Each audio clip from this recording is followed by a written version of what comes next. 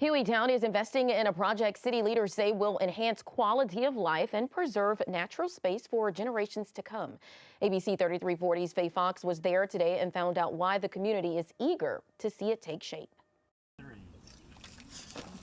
West Rock Mountain Nature Preserve will soon become a new outdoor destination for West Jefferson County. And Hueytown Mayor Steve Ware says the project is a one-of-a-kind. It'll be the only park like it on this side of West Jefferson County, so it'll be an opportunity for people to come and just see what a great town Hueytown is. Mayor Ware says the project will not only expand outdoor access, but also protect the natural beauty of West Rock Mountain for future generations. The preserve will be about a little over 400 acres, so probably close to 6 miles worth of trails. So well worth your time to come out and just take a walk through the beautiful woods of Hueytown. While the Nature Preserve will offer opportunities for outdoor exploration, local residents like April Stanley says it will also help bring the community together. We are super excited to have something here that's local and closer, and have something where people can come outside and get in nature and build that community. For others like Sandra Pappas, the preserve means convenience and easy access to the outdoors.